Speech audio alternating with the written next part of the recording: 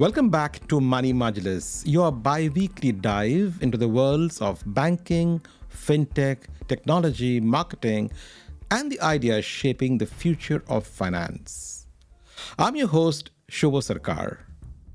In today's episode, we continue our exploration of how AI, specifically agentic AI, is transforming banking and financial services.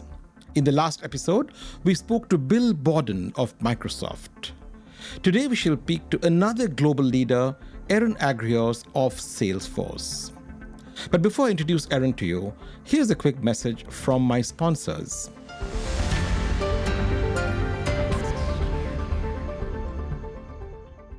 Money Majlis is proudly supported by Aquanow, the premier crypto-as-a-service provider, now building in partnership with the top financial institutions in the Middle East. Discover more at aquanow.com. Money Majlis is brought to you by E&, a global technology group.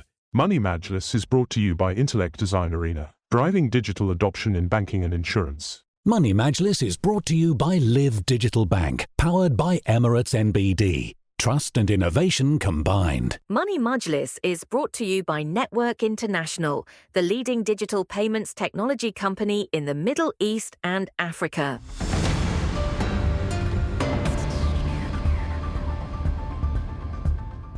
In today's Money Majlis, part 2 of our two-part series on agentic AI, we are talking to Eran Agrios of Salesforce. Salesforce is a global leader in customer relationship management, or CRM, and enterprise cloud computing. Known for pioneering the SaaS model, the company provides cloud-based tools for sales, service, marketing, data, and most recently, AI. Trusted by Fortune 500s and startups alike, Salesforce powers customer experiences across industries, including financial services, fintech, and insurance. Eran Agrios is the Senior Vice President and General Manager of Financial Services at Salesforce, where she leads the product and solution strategy for the company's expansive financial services portfolio. Based in New York, Eran is responsible for shaping how Salesforce supports clients across banking, insurance, and wealth management, helping them innovate and digitize client engagement, operations, and compliance. Her 17-plus year tenure at Salesforce has spanned a range of leadership roles in customer success, product marketing, and go-to-market execution.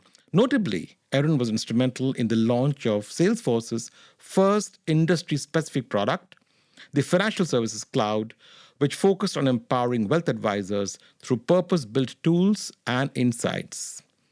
Before joining Salesforce, Eran spent over 6 years at IntraWest ULC in various roles, including sales manager and implementation manager, where she helped drive digital transformation in the hospitality and resort sector. Eran is joining today all the way from Sydney, Australia, over Google Meet. Eran, welcome to Money Majlis. I would have loved to have you hosted in our studio in Dubai, but given your hectic travels, we have to make do with a virtual conversation. How are you doing, and what takes you to Australia? Thank you, first of all. Thank you so much for having me. As I tell my kids, my arms are tired from all the traveling that I've been doing, flying around the world.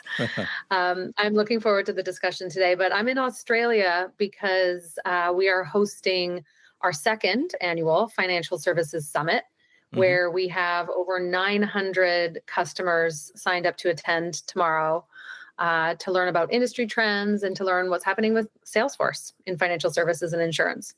So it's great. It's a little rainy, but I'm glad to be back in Sydney. It's a great town. Well, you live in New York, so I'm sure you're used to the rains, Eran. Yes. We're having a wet spring. Absolutely. Let's start, Eran, with the big picture. As someone deeply embedded in the transformation of global financial institutions, you had a front row seat to how banks, insurers, and wealth firms are evolving.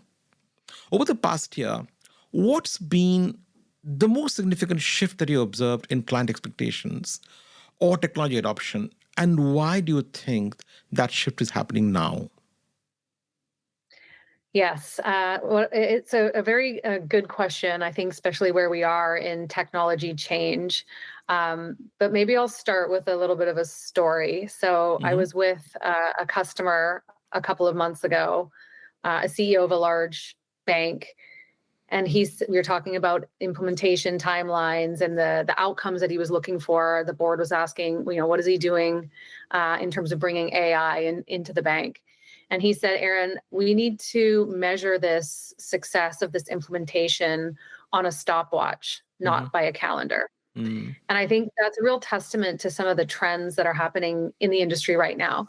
Um, Executives are being asked to change and transform their business faster than I think I've ever seen. Hmm. And what's really forcing that is kind of two things: data. Hmm. So I don't think we've ever seen the ability for us to unlock trapped data like we're seeing now. We can unlock data, and when you think about these organizations, and I get asked this a lot, is how am I going to uniquely differentiate myself in this environment where everybody's running to agentic AI? Correct. And I think one of the things that I think been thinking about a lot and talking with leaders about a lot is the ability for us to help them unlock the trapped value that they have in the data in the organization. Hmm. And so this ability to unlock this data and to actually glean insights from this data in the ways that they've never been able to do before is helping them think about answering questions in their business Hmm. through a new lens. Mm. So one of the examples I can give there that's very relevant in some recent conversations is, what if I could give every single one of my clients a personal financial advisor? Hmm. Never been able to do that before Yeah. because hiring folks is tremendously expensive. And so you've got this access to data, and now this kind of the second thing. I said there was two really big factors. The second thing is obviously AI, which I know we're here to talk a lot about today. It's really forcing innovation really quickly, but it's also created this promise of AI. And like a lot of executives are trying to think about, how do I actually realize that promise? How do I make available a personal financial advisor to every one of my clients, or create a 24/7 call center that will capture every single challenge or capture every single lead that's submitted? And so this promise of AI and the realization of this AI is something that these boards and CEOs and executives want to see. And so kind of forcing a lot of pressure to change really quickly. And so I think Mm. those are some kind of things that are bringing just new conversations to the table. And like I said, it's a really interesting kind of time to be in, because we've got the technology now to kind of move really quickly than we have ever been able to. Absolutely. You talk about quick there, Erin, and you talked about calendar versus stopwatch. Tell me, in Yeah. your experience, how long does the AI transformation typically take for a financial institution? Yeah, that's a good question. If I take a step back, typically when we think about digital transformation, Hmm. um, in my experience, those projects can go anywhere from 18 to 24 months. And Okay. depending on the size of the organization, that used to be considered Hmm. fast. Now what we're seeing, and AI is kind of an expansive term, right? We've got predictive AI, which has been around for a long time, what we'd call embedded AI, which is kind of AI in the flow of work, or kind of like big button Hmm. AI, Hmm. to more recent agentic AI, right? Hmm. Where agents can really take action. Um, I think, across that dimension, I like to think of the implementations in weeks. In weeks. Now that Yeah, it does require. I want to preface that. I think we've had a lot of success in financial services at Salesforce. Like, we've got over 3,000 customers in Mm. financial services. And so they've got this good foundation of how they're kind of looking at their customers, how they're managing their employees, and how they're surfacing this data. Mm. And so with customers, and I'll talk about a few, but like RBC, they were looking at rolling out some new capabilities around client meeting preparation, Hmm. where their advisors were spending anywhere from 45 minutes to 90 minutes pulling together manual data. Mm. And so and Greg, their CIO, talks about this foundation that he's created on the Salesforce platform, where he's got, all the client data in one place, and he's got integration to core systems. And so rolling out a POC, was in a matter of weeks. And Mm. I think we'll start to see Like the first one always takes the longest, Yeah. but you start to actually see it get quicker and quicker. And there's a CIO, a very tech savvy, forward thinking CIO, who talks about, days. The first one took 9 months. I know what questions I need to answer now, which to my compliance, my risk officer. This should be days. Once you have that kind of expertise in the organization, we think firms should be able to move rather quickly. That's very impressive, I must say. Days. It'll still be hours, I guess, yeah? Not too long in the I think future. so. It'll Yeah. keep getting, tighter and tighter, more pressure. Yeah. But Erin, Salesforce's own research shows that while 96% of wealth managers believe that digital capabilities are key to client engagement, 75% still say that their current digital stack needs improvement, and significant improvement. Why does this implementation lag persist, especially in large institutions? And how do you work to close this gap? Mm. Yeah, and it's funny because just talking about how fast, Yeah. that we're expecting implementations to go. When you take a step back, a lot of firms, as you say, are still, flagging the fact that they've got, disconnected systems, the inability to pull together data. Mm. And I think if you think about over time, architectures within bank and any CIO or any executive at these institutions will tell you they have complex architecture. Mhm. Whether you're a bank or you're an insurer or you're a wealth manager, years of acquisition has kind of led to a lot of tech debt. Yeah. If you think about some of that legacy technology, I mean, you talk to some of the biggest banks in the world and they say, I have one, I wish I had one core banking system. I have 50 Mm. plus. Mm. And so I think a lot of that legacy technology has created this environment where progress is slow. Mm. And these implementations have been very expensive. But I think, again, because there's this ability for the wins and the gains with AI to be so big, like hundreds and millions of dollars of savings, right? Yeah. Of growth, of cost cutting. I mean, that's what people are talking about. Mm. And there's a couple of firms that I know that have created business cases that show that magnitude is possible. Mm. I think there's this real push on, how do we move from POC to broad scale adoption? And quite honestly, if I think about that, the technology's there. And often, customers are not coming to us saying, the technology's not there. The technology's there. But if you think about some of the folks around the table that are helping make these decisions, like compliance, risk, legal, regulators, what are the questions they need to ask in this new AI era? Mm. So it's kind of like bringing along all of the stakeholders to help make decisions quicker. Yeah. I find that the decisions are maybe taking a long time, not only because of the implementation of the technology, but because of the questions that need to be answered to make sure in a regulated industry that, things are going to be safe. And I guess unlike technologies of the past, AI will attract much more external scrutiny going forward, right? I agree. Yeah. It's not deterministic. Yeah. There's a reasoning engine. Mm. Yeah. Now, Erin, you're instrumental in the launch of the Salesforce Financial Services Cloud many years back. Now, with the Financial Services Cloud evolving rapidly, things like personalization, compliance, and mobile functionality have become central themes to many banks. In your recent product updates of the cloud, what are the new features that you see clients are leaning into? And how do they help them differentiate the service in a crowded market? Yeah. We have over 27, I think we're about 28 releases under our belt in building financial services specific technology. And I like to say that I remember this one CIO roundtable that I was at with leaders from around the industry. Mm-hmm. And one of them was started banging the table.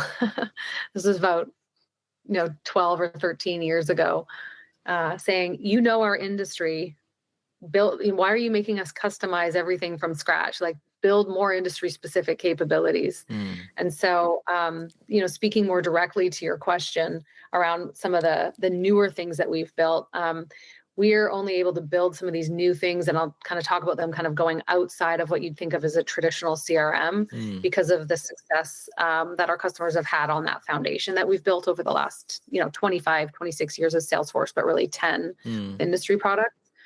And so there's a couple areas. One, on the insurance side, speaking about legacy technology, one of the things our customers have been asking us to help them do is really help them replace their legacy AMS systems or agency management systems.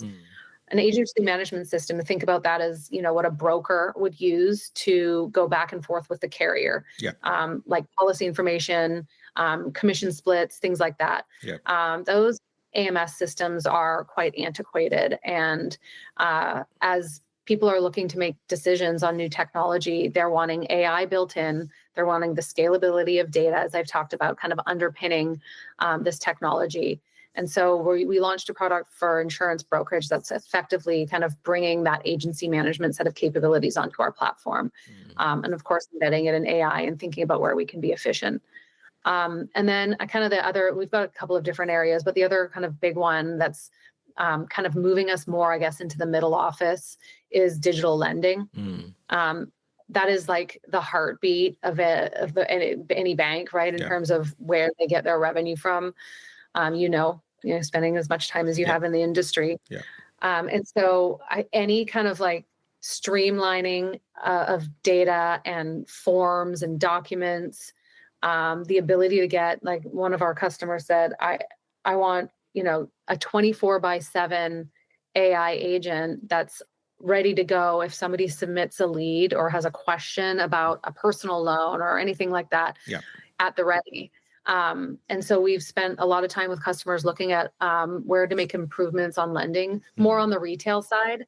But there's tremendous opportunity there to kind of streamline how long it takes to say yes, or flag when you've got a compliance or risk issue as part of KYC. So those are newer products, but I think because we've kind of built them on the foundation and embedded AI into those processes right from the get-go, we're starting to see tremendous interest in those kind of two newer use cases for us. And how much customization do you see banks doing on your financial services cloud? Is it 10%, 20%, or more? Yeah, it's about that. It's about that. Yeah, and there's been when I first started, there was kind of this mindset of DIY. We're very unique as a bank or very unique as an insurer or wealth manager. We need to build everything on your platform. But I think this like pressure to change quickly has kind of had the pendulum swing to be more like, what is the stuff that I can take out of the box and just use super quickly? And you asked the question earlier, like, what's the differentiation? The differentiation is around how I think around how these institutions are using their data. I mean, they know so much about us as consumers, and I'd be willing to give more data if that could be used in a way to help personalize the experience. And so I think with the differentiation and the ability to kind of move quickly by using more industry out-of-the-box capabilities, you can focus more of their time and attention on those differentiating areas, like how to create better experiences or better products based on, the data that I can see and I have access to. That's a very important point as well, right? Because if 5 banks in the market all use Financial Services Cloud and all use Agentforce 2.0, all Salesforce products, how do they differentiate to the customer, right? And you're saying that's the use of data. That's the main differentiation. I mean, that's what I see. I get that question asked a lot. Like I'm Canadian, and all of the banks in Canada and a lot of the insurers are using Salesforce. And every implementation is different. And that doesn't mean less customization or more customization. It's really the way that they've implemented the culture that they have and what they're doing with that data to kind of differentiate that experience with their end customer. Yeah. Now you are in Sydney, Eran, for Agentforce conference. Your product, Agentforce 2.0, has been described as a major leap forward in AI-powered business automation. But AI sounds abstract to the average executive, yeah? Could you walk us through what makes Agentforce 2.0 unique And how is it transforming operations or decision-making in financial services? Yes. And our CEO, Mark, talks about kind of the revolutionary ability of bringing kind of like a scalable digital workforce Mm-hmm. to our customers. And so if I think about that in our industry, which is, again, highly regulated, as I know you know, I think bringing AI to our customers in terms of a digital workforce is what Agentforce 2.0 really strives to do. And what I think the next kind of sentence of that is not just a digital workforce. It's a digital workforce that has industry expertise. Mm-hmm. And I think about as my team kind of builds on top of Agentforce, we're building things like, how do we build a banker? Mm-hmm. How do you build a financial advisor? How do you build like an expert agent, insurance agent that can help these organizations scale? Mm-hmm. And that's really what I think differentiates Agentforce, is that we have the ability to not only deliver that scalable workforce, but we can do that with industry expertise, and these agents can take action. Mm. Why? Because we've got kind of this, what you'll hear called is like this Atlas reasoning engine. Yeah. That's extremely sophisticated, that we've got open architecture into integrations into other systems. We're not the only system within a architecture in a bank or an insurer. Mm-hmm. And the ability for our customers to not only leverage the things that we're shipping out of the box, but also the ability to use Agent Builder to create new agents and do that relatively quickly. So Mm-hmm.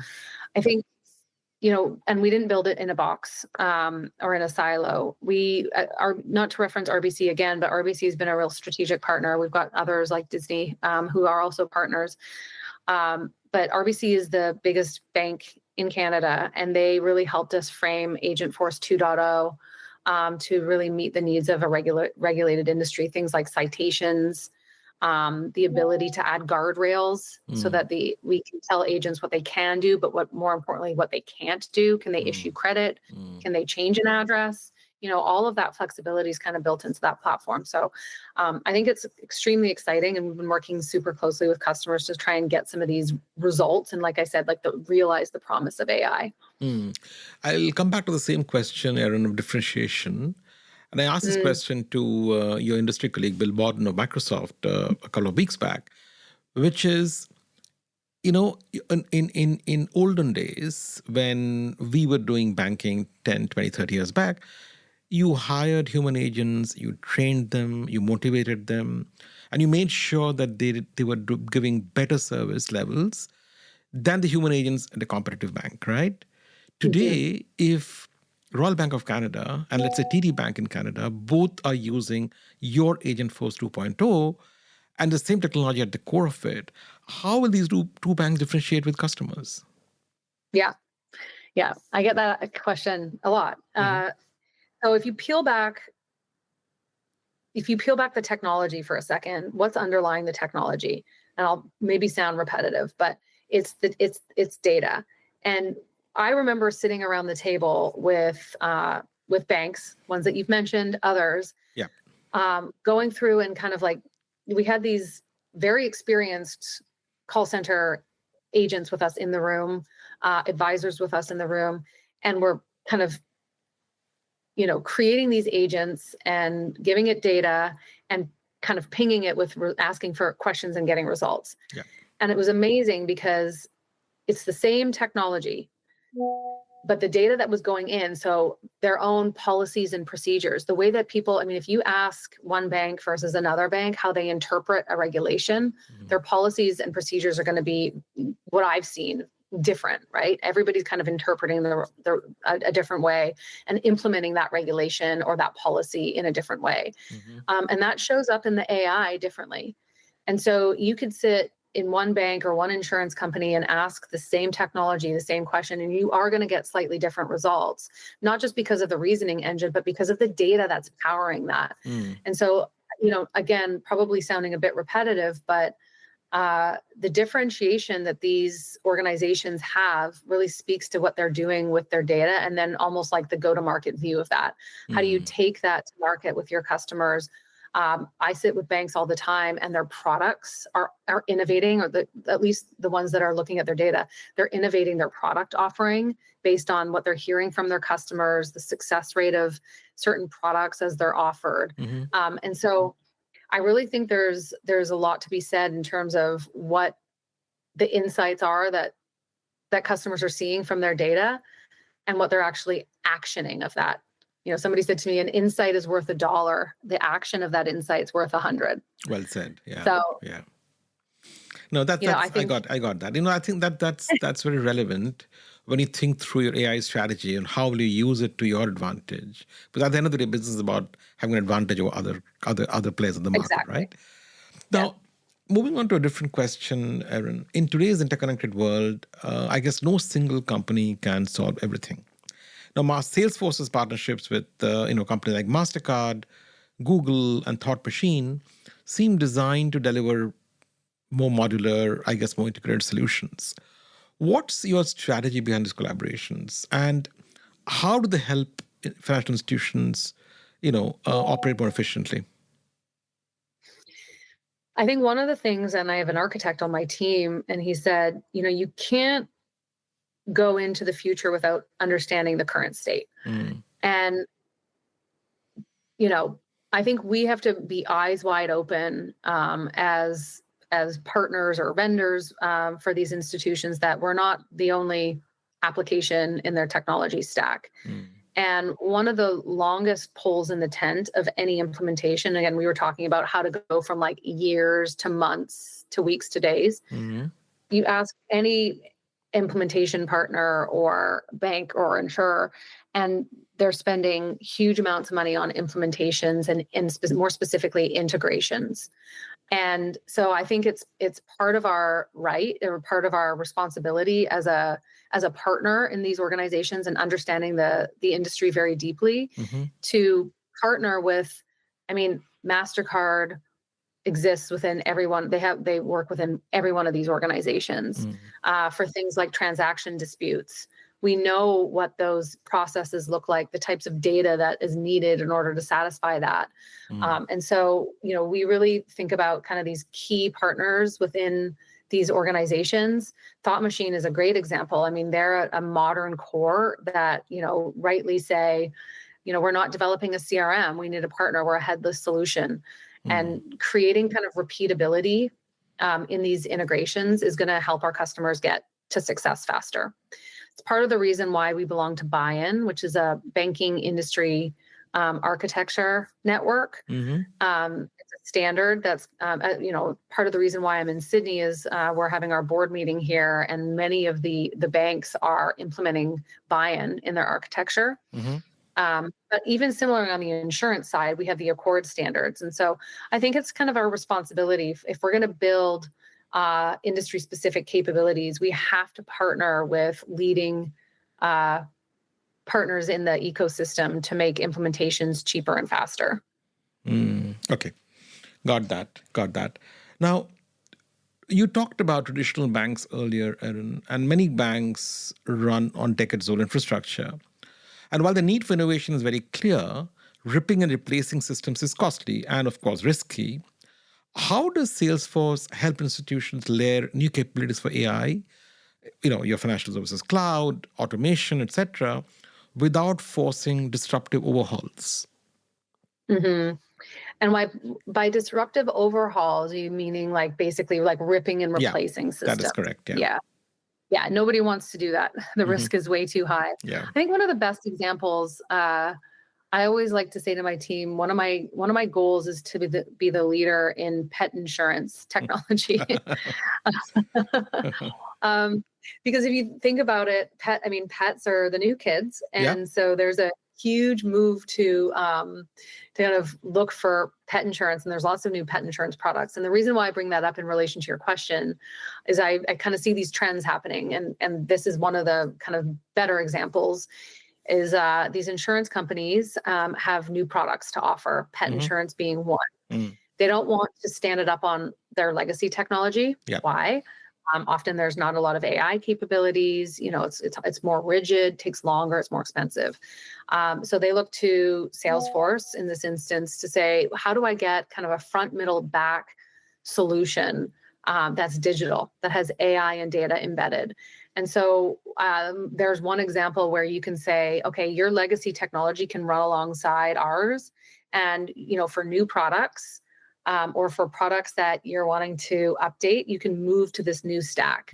So that's one of the ways that we kind of work with customers and bring them kind of more modern sets of capabilities. I think the other is where you've got a massive business case, like a lead and referrals engine across a very siloed bank. We know that there's a lot of referrals that go from retail to wealth or wealth to commercial.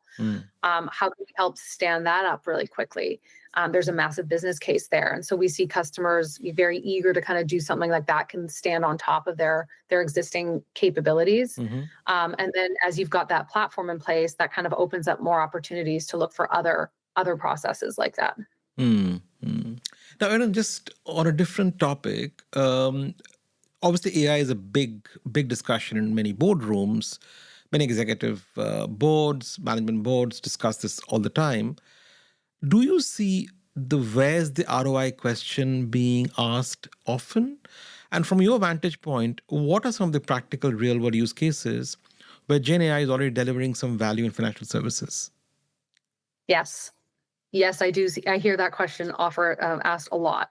Where's the promise of AI? Good news is we have customers that are starting to see, like I said, kind of like more broad scale adoption, which is where you'll start to get that, tangible AI.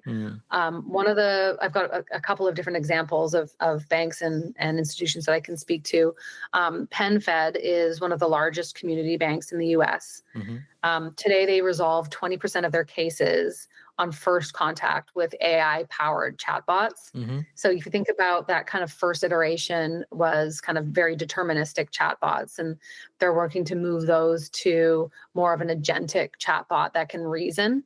And so 20% of cases on first contact is a lot. They expect to see that increase as they move to more agentic kind of AI capabilities. But what this is allowing them to do is allowing their agents to focus on more complex issues. And really get to kind of those harder to solve issues that take more time, that generally frustrate their customers faster. And so they're kind of repurposing those skills. This is another call center use case, but with AAA Washington, they are undergoing a digital transformation that connects a lot of fragmented customer data. So think about insurance, travel, memberships, roadside assistance. They're using our Data Cloud product to bring all of this disparate data together to really holistically understand their customer. But then they're putting Agentforce on top of that, because they've got all this information together. They can start to autonomously deflect cases. One of the perfect examples is real-time roadside updates. So if you're you're on the road, you need an update, and you can actually deflect that case from the contact center and have that AI agent actually work directly with the customer to answer these types of questions. Or they can cross-sell relevant services based on the insights that they're getting from their members. Got it. So those are a couple examples. The last one is with Salmon's Financial Group. Actually, Mark tweeted this story maybe 3 or 4 days ago. That's one that you could look up, but they receive over 2 million inquiries to their customer contact center every year. And they're really about 30% of them kind of the same types of questions. Basic, what's the value of my policy? How do I update my address? And it's cost them about $10 a case, which is incredibly high. Especially, as I was saying, now with this promise of a digital workforce. So they're in the process of standing up Agentforce Voice into their contact center to help autonomously answer and resolve some of these cases. Again, using guardrails to say, answer these questions, but not these questions. And so there's real value there for them that they'll be able to unlock once they kind of stand up this capability with Agentforce. Now, you talk about guardrails there, Eran. Financial institutions, obviously, when using AI, must balance innovation with intense scrutiny. And between customer trust, regulatory demands, and AI ethics, the stakes can be quite high. How do you at Salesforce approach the responsible use of AI, especially when it comes to data, decision transparency, and automation? And you talked about credit approvals earlier. All of this in a tightly regulated space. How do you ensure that Agentforce is being responsible? Yes, that's a question that I get often from our customers. I think, like, if you think about our core values at Salesforce, the number one core value that we've had for the last 27 years is trust. And it continues to be number one. And what does that mean? Well, one of the first things that we did when we built Agentforce is we built what was called the trust layer. So we didn't say, here's a real cool agent, here's a use case. I mean, we're doing that now, but the very first thing we did was really build this, what we call the trust layer. Because we know that for broad scale adoption, we need, safe AI. So we looked at things like, we're not going to send our customers' data to the LLM. Our customers' data is not our data, and it's not the LLM's data. And so, if it sits within the trust layer, our customers' data doesn't go to the LLM. We know that you need to detect bias and toxicity as part of this, right? We need to think about the types of responses that we're getting back from these agents, especially in financial services. I mean, any regulated industry where regulators are really leaning in to try and understand how this information is being used. So that's really important to us. And we also are working very closely with our customers and partners and different regulators to understand things like how we can support compliance, how we can, really lean into like an example is the EU AI Act is another one. Those ones come up a lot, but I think those are some things that are really kind of deeply grounded in, again, our values and how we think about trust being number one. So that really plays out in our technology. And I think it's helping our customers really see how that information is being used within that trust layer. And it's going to hopefully lead to faster, broader scale adoption of AI. Excellent. This is a good time for a commercial break. But before we break, let me remind you, dear listener, to visit my giving website, give.moneymajlis.com, to redeem your free $50 gift card for a charity that you choose from the 6 charities that I work with. My guest today, Eran Agrios, has chosen the Global Fund for Women to redeem the $1,000 gift card that I presented to her earlier as a small token of our appreciation for her time. You can choose the same cause or any of the other 5 causes on the website give.moneymajlis.com. See you after this commercial break. The financial world is changing fast. Institutions need to meet the growing client demand for crypto financial services, but they need a battle-tested platform to build upon. AquaNow is a leading crypto financial services platform, powering incumbent institutions to launch crypto brokerage, payments, and remittance services for their clients, securely and at scale. Be part of the transformation. Visit aquanow.com today.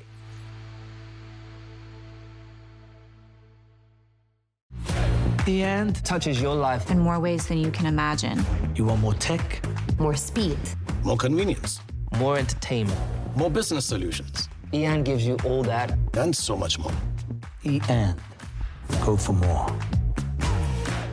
Parents teach their children to talk, to walk, to ride, to read. So why not teach them about managing their money? Introducing the all-new Live Light app, designed to teach 8 to 18-year-olds good money habits. A free and totally secure app designed for them that's always under your control. Top up their cards, set limits, assign tasks, and reward them with allowances. Download the LiveX app to open a Live Light account in minutes, and the first 50 dirham allowance is on us. Visit live.me today. Live Digital Bank by Emirates NBD. Trust and innovation combined. T's and C's apply. Money Majlis is brought to you by Intellect Design Arena. Intellect drives digital adoption in banking and insurance. Leverage emac.ai, the most comprehensive, composable, and intelligent open finance platform for banking and insurance transformation. Intellect Design Arena. The end touches your life in more ways than you can imagine. You want more tech, more speed, more convenience, more entertainment, more business solutions. Ean gives you all that and so much more. Ean, go for more. Money Majlis is brought to you by Network International, the Middle East, and Africa's digital payments champion. We make business happen and economies prosper by simplifying commerce and payments. Trusted by over 250 banks, fintechs, and telcos, and 130,000 merchants in over 50 countries. Bringing you tomorrow's payment solutions today. Welcome back. Today, in this AI special episode of Money Majlis, we are talking to Eran Agrios, Senior Vice President and General Manager at Salesforce. Eran, you've talked about the shift to hybrid advice models where technology augments, but does not replace human advisors. Tell us how banks should balance technology and human-centered advice. I always wonder, is there a danger that as bankers, we rely on technologies far too much and thereby lose the human touch that many customers crave? Yes. Well, as a human, I still see a big role for humans in this whole AI community. But I think if I think about, there's a spectrum in financial services and insurance where I think firms are going to maybe dial up the AI agents and dial down the humans.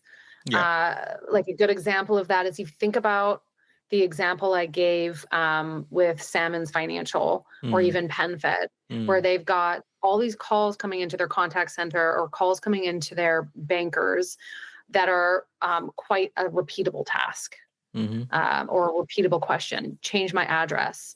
I've got this transaction and I want to dispute it. I have a question about my policy.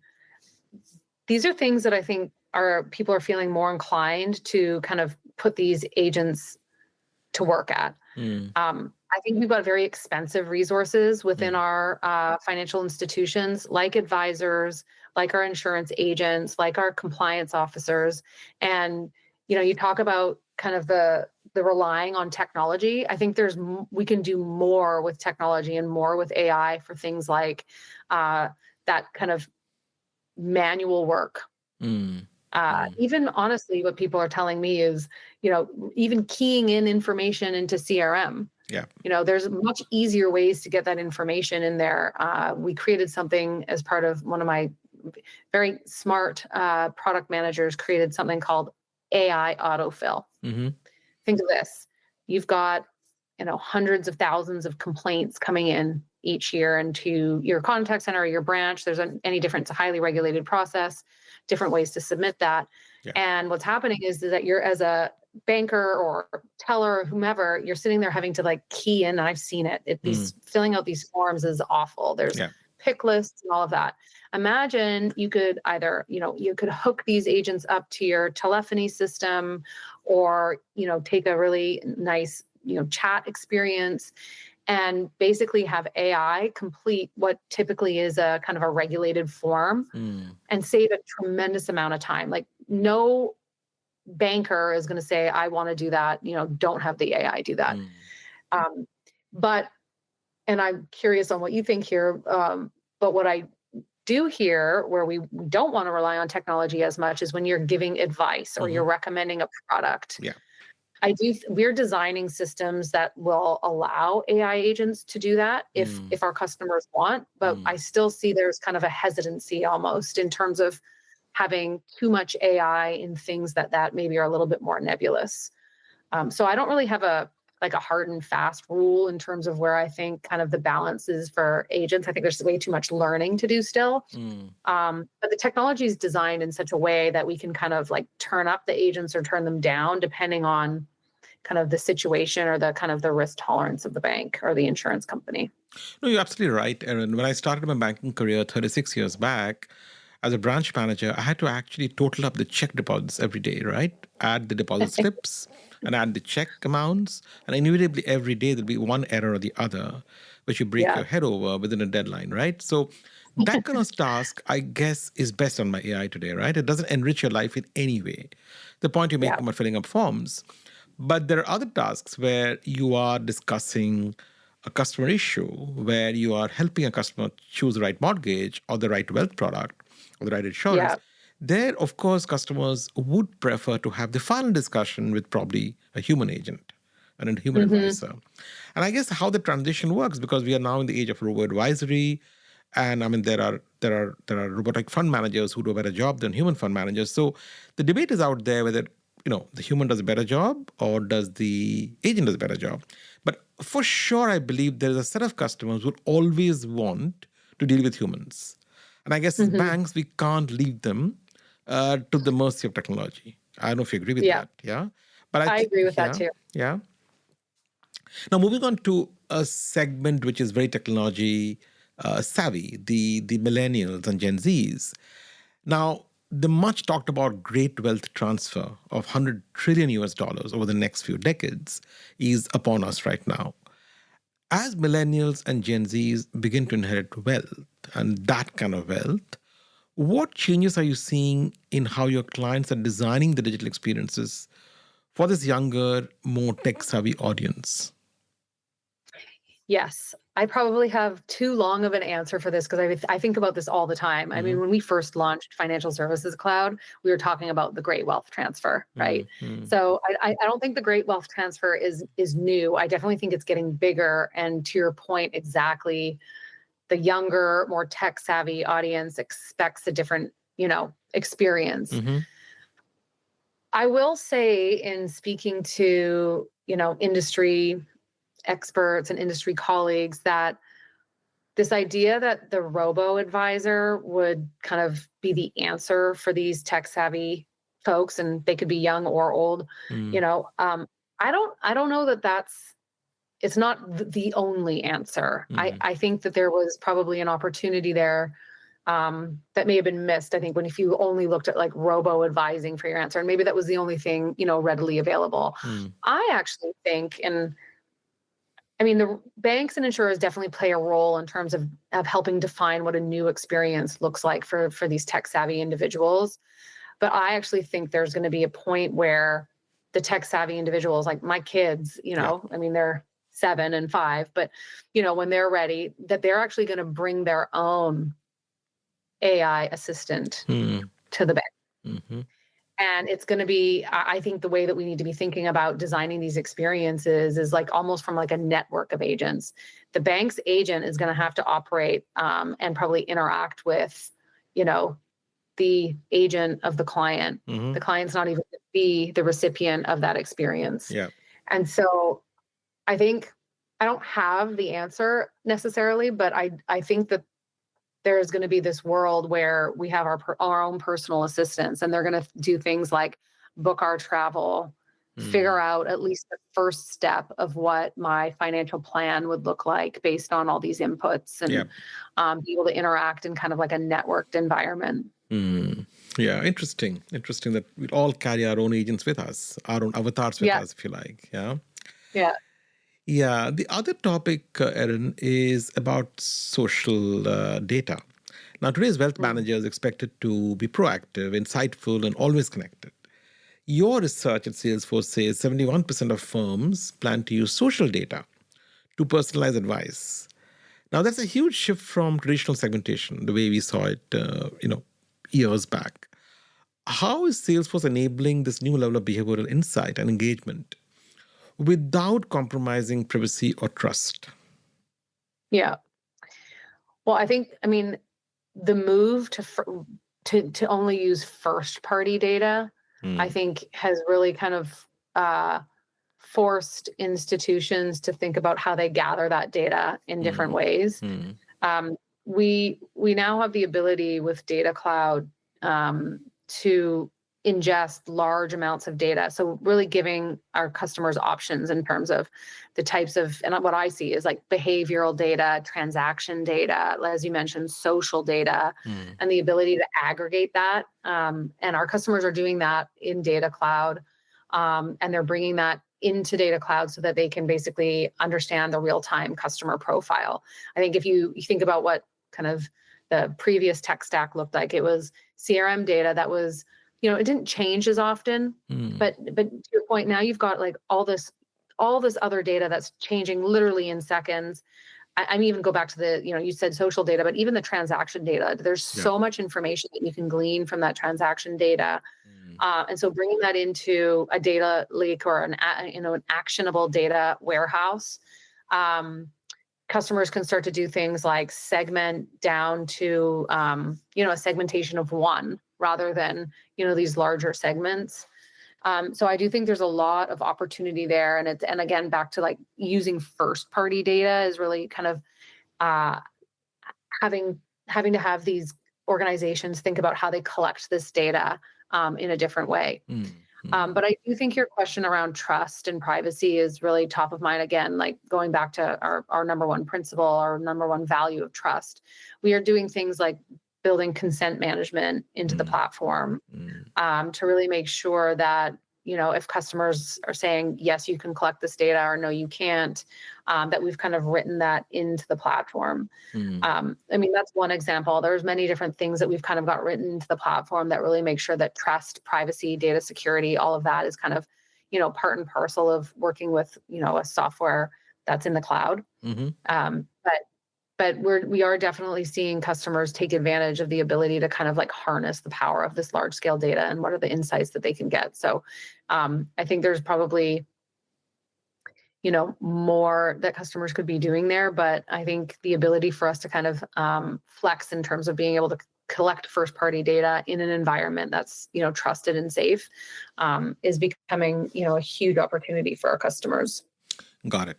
Now let's zoom into our region, the GCC. Salesforce has made some bold moves. You established your new office in Dubai, your regional headquarters in Riyadh. You committed $500 million to innovation in Saudi Arabia. What trends or behaviors are you seeing in this region, the GCC, that is different from global norms? Or are there any? So, I mean, first of all, I know you had invited me to do this podcast live, and so next time I will take you up on that. Absolutely. I've never been to Dubai. I've actually not spent enough time in the Middle East, but it's something you missed a lot. You missed a lot. I can tell you that. Well, I'm going to be coming full force, so I think there's a lot of opportunity to kind of share what's happening in the region. I think there's a tremendous amount of innovation. I'm excited about the partnership that we're establishing. Through the GCC and as the partnership that you've mentioned. Definitely want to visit our office. I said this, I think, when we were kind of kicking things off, but my initial kind of sense on the region in terms of like the types of behaviors that I see that maybe aren't existing outside of the in other regions is I think there's a willingness to think differently and to transform really quickly. And I might be wrong. I mean, you've got a ton of experience in the region within our space, but there's maybe less of a legacy technology problem. I don't know if that's fair to say, Absolutely. but like at least from some some of the firms that I've talked to, it's like you don't have hundreds of years and acquisitions and debt and tech debt and all of that. And I think it's allowing firms to really think differently and capitalize on this moment of AI. And I know I use the word leapfrog a lot, but for me, I think about the opportunities for firms in your region to kind of leapfrog competition and think about solving problems through a completely different lens because they're not kind of shackled by some of the legacy technology that some of the other firms in other regions have. Very, very, very correct. Now, you also are involved with Hyperforce, upskilling 30,000 citizens, and partnership with universities. You're aligning with Saudi Arabia's 2030 vision. Do you believe that tech platforms like yours can be true partners in national transformation efforts and not just vendors of software? Yes, I like to say to customers that I work with or analysts or in, podcasts like this, like myself and my teams and Salesforce as a whole, like we don't ever characterize ourselves as vendors. I definitely think we lean into all of our relationships as partners. And I think about, the opportunity that we have to participate or align to Saudi Arabia's Vision 2030. I think we, at Salesforce, at least myself, take our role as Salesforce in a nation's economy as something with extreme seriousness and opportunity. I think there's tremendous opportunity. It's more than just really selling software. As you said, it's like, how do you think about upskilling folks to understand, how to build AI agents. I mean, we're doing that upskilling through Trailhead, which is, it's an online community that you can sign up for free and learn all about technology. Most kind of common and top of mind right now as we're talking about is AI. But one of the incredible stories that we have with our community, which we call Trailblazers, there's a woman that was leading our financial services community for a long time. She used to be a hairdresser.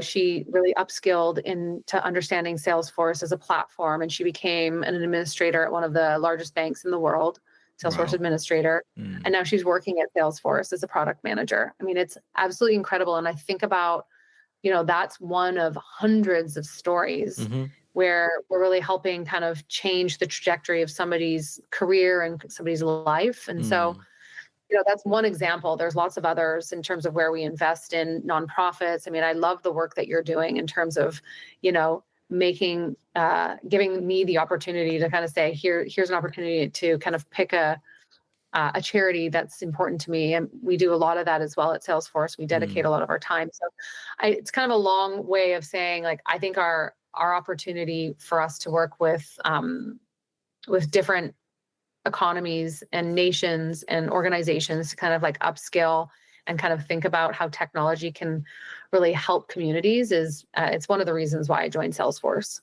Excellent. Eran, everyone talks about big trends like embedded finance or hyper-personalization. These are big words, buzzwords now. But sometimes the smaller shifts are the most telling. What's one under-the-radar trend in fintech, customer experience, or advisor workflow that do you think that more institutions should be paying more attention to? Yes. I mentioned buy-in earlier. I'm in Sydney, and buy-in's known, in Sydney and in Australia. Again, it's like banking industry standards. But as I think about everybody's push to adopt AI really quickly, and I talked about kind of the network of agents earlier, and I don't know if you've seen this come up in the news a lot, but there's a whole set of standards that's kind of coming up in terms of how we think about networking agents, because you're not going to stick middleware between all of these different agents. So how do you think about some of these protocols? So it's not sexy by any means, but if you think about an industry standard for integration, again, across wealth, banking, insurance, I've talked about, Accord. I think these bodies are going to allow us to move a lot quicker by creating composability in the architecture and really kind of allow us to take advantage of AI quicker. And I think right now those discussions are really happening within the architecture teams.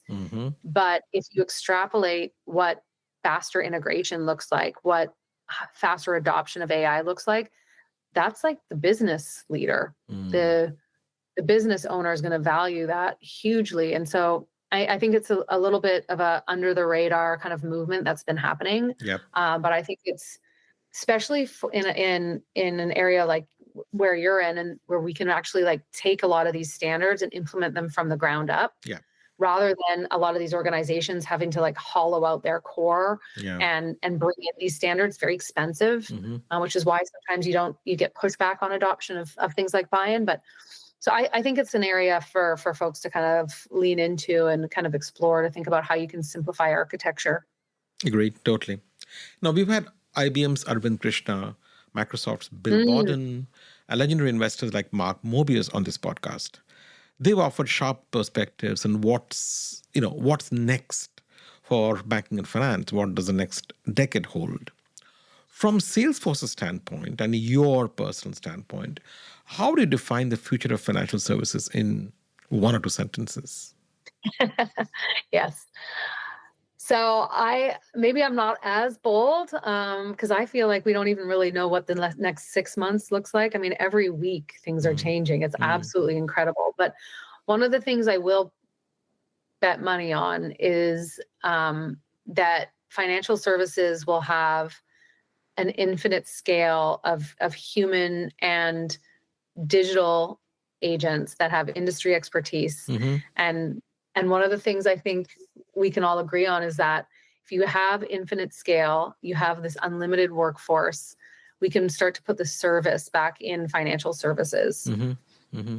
Maybe that's a little bit of like a t-shirt, slogan, but I do think, there's something there where we can kind of add scale to a very, very human dependent industry, and really think about how we can, service a lot differently. That's well said, because Eran, you and I both know that service quality is not a hallmark of financial services. And customers complain all the time how poor these service standards are in banks and financial services. So I think if the combination of human and agentic AI can lift those standards, the customers will welcome that, right? Absolutely. Yeah, well said. Now, Eran, you've led teams through massive shifts, from launching new clouds to rethinking go-to-market strategy. What's one leadership principle that has stayed constant for you across those transformations? So it's actually, I have three, and my team hears me repeat these all the time. And I have to give credit where credit's due. One of my great bosses, Jujar Singh, he leads our applications portfolio at Salesforce, kind of taught me early on in my career, innovation, collaboration, and execution. Okay. If you think about those three things, innovation, collaboration, execution, those are, if we can do things as individuals as well as teams along those three parameters, I've seen folks excel. And I often say, it's like, you don't need everybody reporting to you. Salesforce and many other organizations are highly, highly matrixed. So, if you're going to get your work done, it's not going to be because everybody reports to you. Like, we just don't work in that environment. But if you can help motivate people, help them innovate faster, collaborate as a team, and really execute on these visions, and give a high-performing team and a high-performing organization that hopefully reflects in the business. I like that. Innovation, collaboration, execution. That very nice, cool acronym. Literally cool. ICE. Yeah. ICE. Yeah. Yeah, that's Nice. I like that. We've got a couple of t-shirt slogans going. Absolutely. Yeah, some merch coming out of this podcast, right? Exactly. Yeah. I love it. Now, much of your role, Eran, involves seeing patterns across markets and sectors. Tell me, how do you personally stay informed? There's such explosion of data, what we read every single day. How do you stay informed, inspired, and one step ahead? Yes. I would love to be able to answer that question, to say I spend lots of time reading and all of this, but I have two very small children. Well, they're not that small anymore. They're 5 and 7, 5 and 8. So I have to be super efficient. I listen to podcasts like yours at like 1.8 speed. Oh my God. That's amazing. Yeah. You kind of have to train your brain, but you have to be very efficient. No, but all joking aside, I think one of the things that, again, I learned early on is that you have to have a beginner's mind in many of the things that we do. So I've been at Salesforce for 18 years, but, to this day, I remind myself, just because you did it like that before, you got to look at the new way of doing things. And there's some good podcasts out there. I listen to the All In podcast. Oh, that's amazing. Yeah. Yeah. They're great. They're funny also. So there's podcasts, but I also just think, back to the collaboration aspect. I like to bring people onto the team that may not know everything about financial services. I think there's a tremendous amount we can learn from other industries like retail, even though they're not as regulated as us. If you think about the personalization that you get through some of these retail experiences, both online and in store, there's a lot of similarity between like in branch and on, bank website. So we have 14 other industries at Salesforce that we really focus on from an industry perspective. And so there's a lot of things that you can learn from other industries as well, and kind of bring them into the new ways of thinking about how you solve some of the challenges in financial services. Yeah, that's excellent. Learning from other industries is, I think, the way to go. Now, Eran, you travel extensively for work. Has there been one unexpected moment or experience in a city, perhaps London, Dubai, Riyadh, Sydney, or even Tokyo, that's reshaped how you think about customers or markets? So I'll include my thoughts about Dubai and Riyadh when I go there, and so I'm appreciating the invite. But if I thought about this a lot. I definitely cities are unique. Like I'm sitting in Sydney, and we have a very, very, very tech savvy, very technical set of CIOs that sit in this region that, ask slightly different questions than, in other regions. But I don't know that there's one city that sticks out particularly in terms of changing my views. One of the things I do realize and do know is that no matter where you sit, the executives in these organizations are all struggling with the same thing. Siloed data, poor service, really, burnt out employees, disconnected experiences, and all of that. And so what I see, though, is that there's different winners in these regions. And they're kind of looking at things like, how do I get buy-in across the organization? Because all of these technology transformations, especially with AI right now, are generally not just line of business decisions. And so you're having to get buy-in across all of these different stakeholders. So people that are winning are kind of doing that the same. And there's also this act of acting with a sense of urgency, as we've talked about. So I think there's some commonality in the issue, and then there's commonality in terms of where I see winners, because there's definitely winners in this space and that are farther ahead. And so those are some of the traits of those leaders that are really kind of stretching out in front. My last question, Eran. If you weren't leading financial services strategy, one of the world's top software companies, what do you think you'd be doing instead? Yes. So my answer is definitely going to, it's probably not going to pay the same, but I'd definitely be gardening. Wow. Which many people are like always look at me and say, what? But we have a farm that's, it's about 30 acres. And I think one of the things that I always like to impress upon my kids, because they're like, Mom, they ask me, they hear me talking about AI all the time. You build robots? Is that what you do? Kind of. But, I'm always impressed when I take those kids out, especially in the day and age of all the kids having a screen, and they can like name the garden flowers, and they can plant seeds and see them grow into an enormous tomato plant. So I do that anyways. I kind of do both, right? I lead financial services at Salesforce and I garden, but I would definitely be doing more gardening if I could. Excellent. So from Salesforce to Agentforce to maybe a product called FarmForce one day. I love that. Yes. Yeah. We got a lot of ideas from this podcast, right? Of things a to do. lot of ideas. I love it. Yes. Eran Agrios. Well, my son is looking for, he said, Mom, are you going to be working at Salesforce when I'm working at Salesforce? But maybe he could start FarmForce. One more leader who talked with a lot of passion about gardening is Arvind Krishna of IBM, who loves to grow flowers in his garden. And he claims some of his dahlias, and Krishna was the largest in New York. So yeah, there's a competition for you. Yeah. Oh, you know what? We could have a total podcast segment on dahlias. I love growing dahlias. Excellent. On that note, Eran Agrios, Senior Vice President and General Manager at Salesforce, thank you so much for your time today on Money Majlis. I thoroughly enjoyed our conversation. I hope you did too, and I'm sure listeners will do too. And thank you, Eran, for your contribution to Global Fund for Women.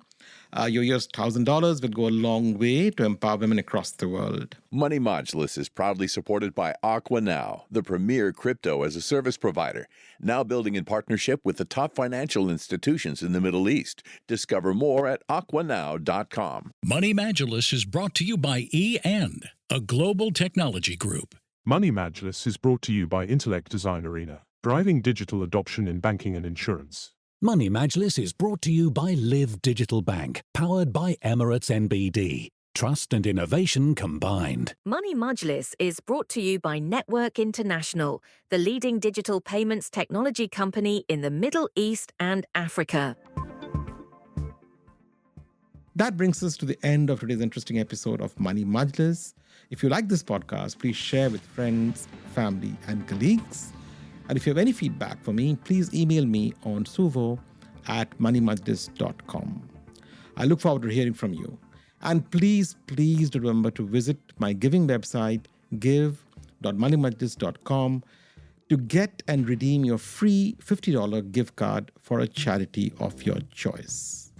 Money Majlis is conceived and scripted by me, Suvo Sarkar, produced by Podster, and supported by Aqua Now, Emirates NBD, E&, Intellect Design Arena, and Network International. My research partner is Shekhar Krishnamurthy, and my giving partner is Good World. Till next time, goodbye and ma salama. Stay well and do good.